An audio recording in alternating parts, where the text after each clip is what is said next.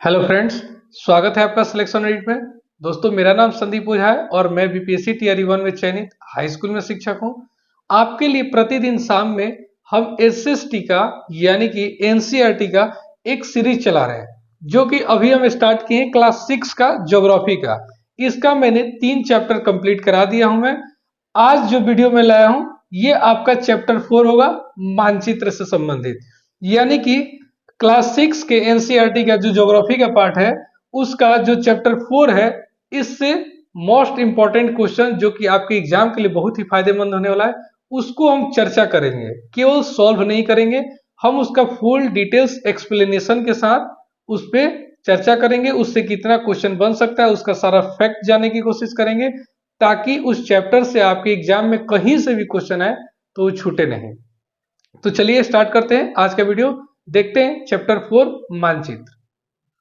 चलिए आज का हम पहला क्वेश्चन देखते हैं। चैप्टर 4 का पहला क्वेश्चन है, नक्शे यानी कि मैप का उपयोग किसके लिए किया जाता है। यानी कि जो भी आप मैप का उपयोग कर रहे हैं वो किसके लिए किया जाता है। ऑप्शन ए है केवल देशों को दिखाने के लिए, केवल समुद्रों को दिखाने के लिए, किसी स्थान या क्षेत्र को दर्शाने के लिए, केवल पहाड़ों को दिखाने के लिए।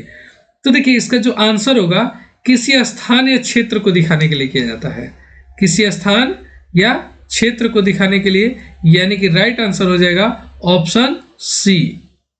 इस पहले क्वेश्चन का आंसर हो जाएगा ऑप्शन सी, किसी स्थान या क्षेत्र को दर्शाने के लिए मैप का उपयोग किया जाता है। क्या लिखा है, नक्शा है किसी भी स्थान, क्षेत्र, देश या विश्व को दर्शाने के लिए उपयोग किया जाता है। देखिए यहां ये भी ऑप्शन आपका सही हो जाता, लेकिन यहाँ देखिए केवल लिख दिया है। तो क्या केवल देश को दिखाने के लिए नक्शा का उपयोग किया जाता है? बिल्कुल नहीं। यहाँ भी देखिए केवल लिख दिया है, इसलिए क्या हो जाएगा, आंसर ये भी नहीं होगा, आंसर ये भी नहीं होगा। यहाँ देखिए केवल लिख दिया है, यानी कि जो भी आप मैप का इस्तेमाल करते हैं, क्या केवल पहाड़ों को दिखाने के लिए, केवल समुद्र या केवल देशों को दिखाने के लिए किया जाता है? नहीं, बिल्कुल नहीं। किसी स्थान, क्षेत्र, विश्व, पहाड़ जो भी है सब कुछ को दिखाने के लिए नक्शा का उपयोग किया जाता है। तो इसका राइट आंसर हो जाएगा ऑप्शन सी। नेक्स्ट क्वेश्चन देखते हैं। नेक्स्ट क्वेश्चन है, क्वेश्चन है 2 नंबर, नक्शे के 3 प्रमुख मुख्य घटक कौन कौन से होते हैं। यानी कि नक्शा के 3 मुख्य घटक कौन कौन सा होता है। या तो आप नक्शा का प्रकार कहिए कौन कौन सा होता है। अक्षांश, देशांतर और समय, पैमाना, प्रतीक और दिशा, सड़क, नदी और पहाड़ों के नाम, रंग, कागज और आकार। तो देखिए इसका जो राइट आंसर होगा, राइट आंसर हो जाएगा ऑप्शन बी, पैमाना, प्रतीक और दिशा। यही नक्शा के 3 मुख्य घटक होता है। इसी 3 चीज में सब कुछ दर्शाया जाता है। देखिए हम यहाँ विस्तार में व्याख्या में लिए हुए पैमाना का डिफिनेशन क्या होता है। पैमाना यानी कि जिसको स्केल बोला जाता है, ये क्या होता है, वास्तविक दूरी को नक्शे पर छोटे रूप में दिखाया जाता है। मान के चलिए कि यहाँ आपका पटना से दिल्ली की दूरी है 1000 किलोमीटर, तो उस क्या मैप में 1000 किलोमीटर दिखाया जाएगा? तो आएगा ही नहीं। इसीलिए उसको अगर पटना को यहाँ दर्शाया गया है तो दिल्ली को यहाँ दर्शाया जाएगा, यानी कि इतने दूर में ही 1000 किलोमीटर को क्या किया जाएगा, दर्शा दिया जाएगा।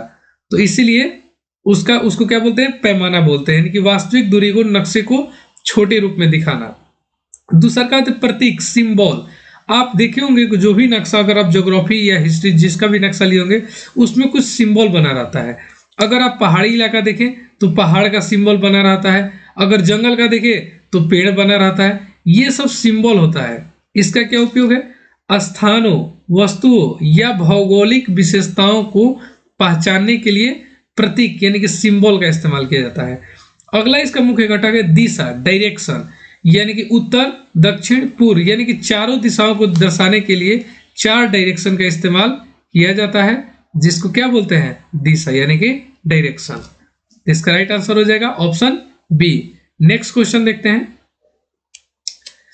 नेक्स्ट क्वेश्चन है, यदि आप हमारे चैनल को लाइक और सब्सक्राइब नहीं किए हैं तो हमारे चैनल को लाइक और सब्सक्राइब जरूर कीजिएगा, क्योंकि हम इस पे बीपीएससी का पूरा तैयारी करवा रहे हैं। आपका साइंस हो गया, मैथ्स, रीजनिंग, ये आपका एसएसटी हो गया।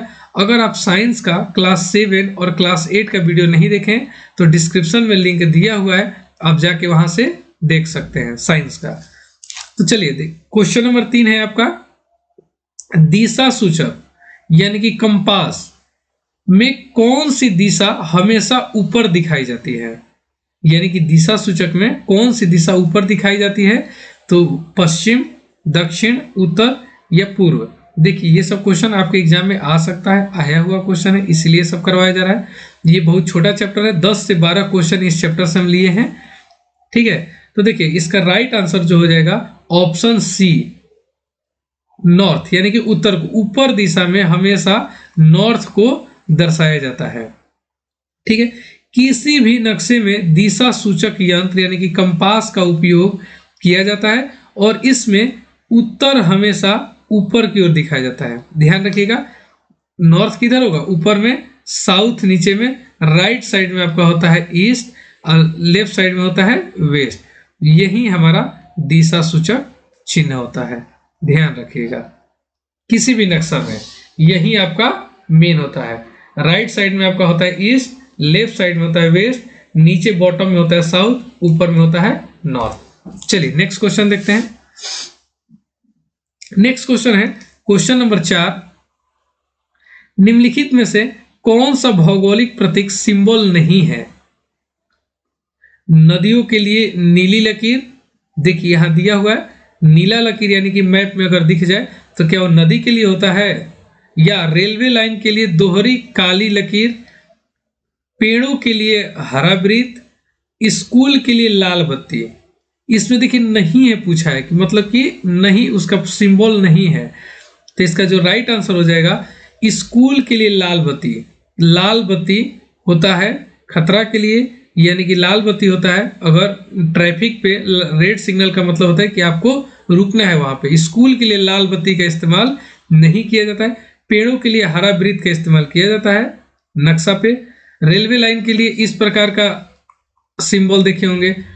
नदियों के लिए नीली लकीर ऐसे ऐसे करके आप लोग देखे होंगे। तो ये सब तीनों होता है, लेकिन स्कूल के लिए लाल बत्ती का इस्तेमाल नहीं किया जाता है, जबकि एक छोटा सा वहां स्कूल बनाया जाता है, ठीक है।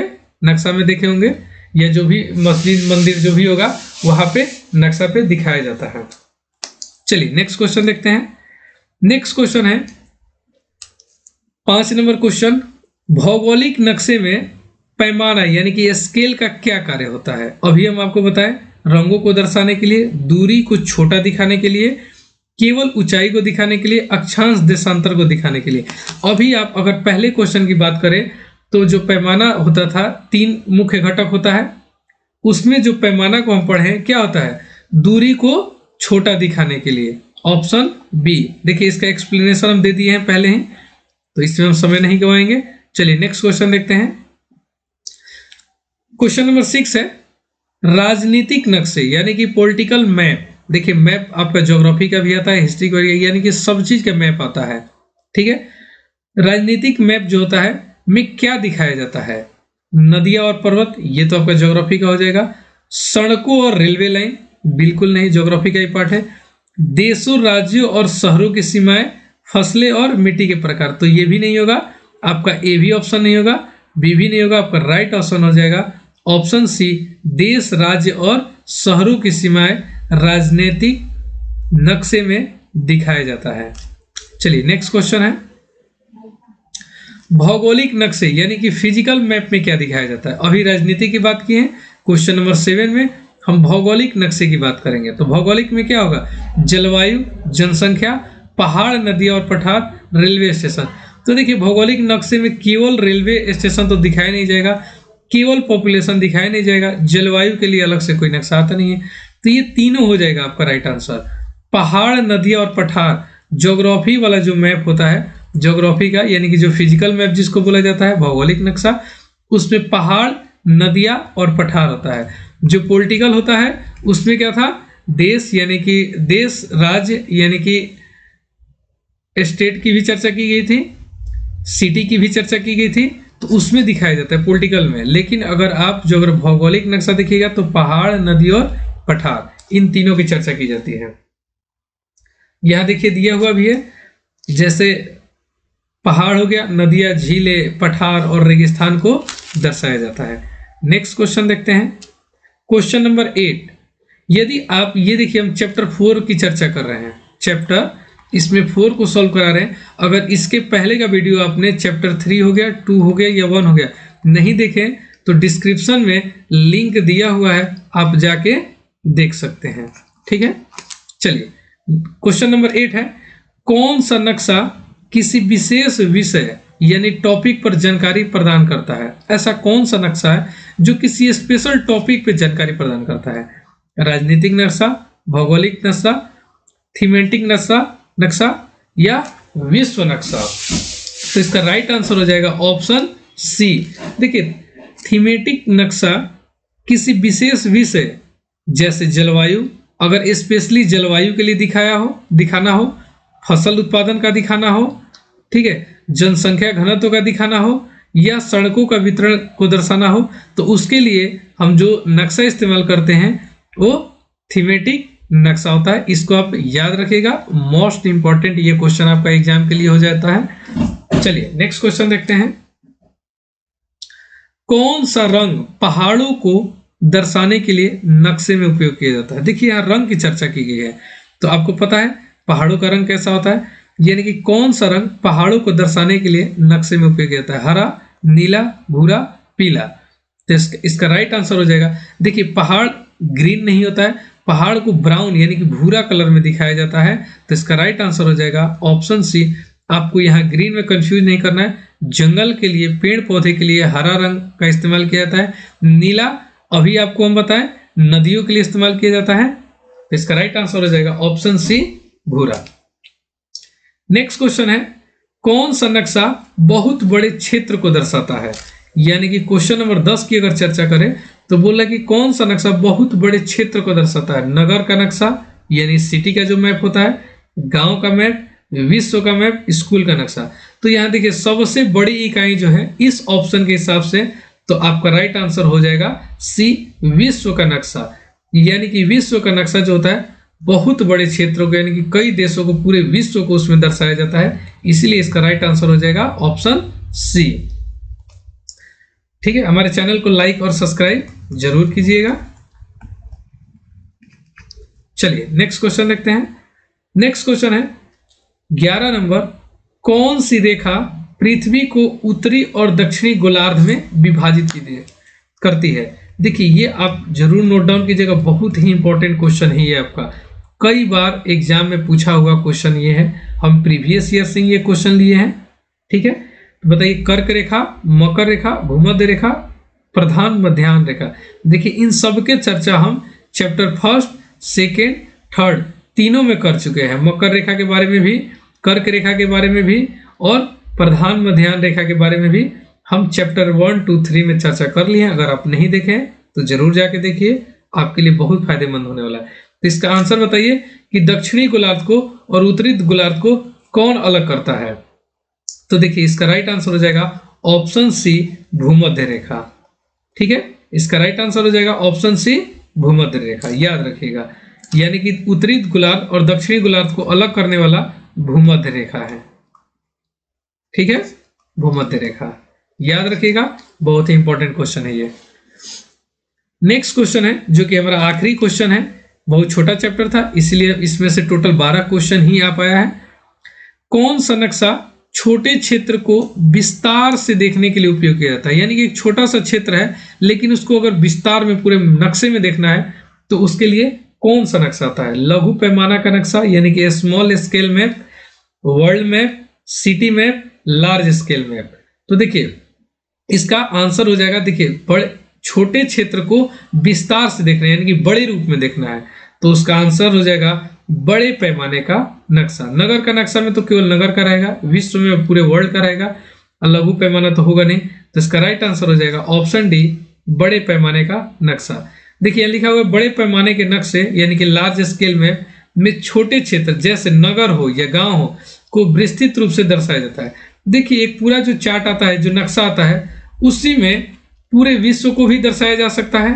ठीक, उसी एक छोटे से गांव को भी उस पूरे नक्शे में दिखाया जा सकता है। यानी कि एक छोटे से क्षेत्र को बड़े रूप में देखना है तो हम बड़े पैमाने का नक्शा इस्तेमाल करते हैं। तो ये हमारा आखिरी क्वेश्चन था। अगर आप हमारे चैनल को लाइक और सब्सक्राइब नहीं किए हैं तो लाइक और सब्सक्राइब जरूर कीजिए और अपने दोस्तों के साथ जरूर शेयर कीजिए। धन्यवाद।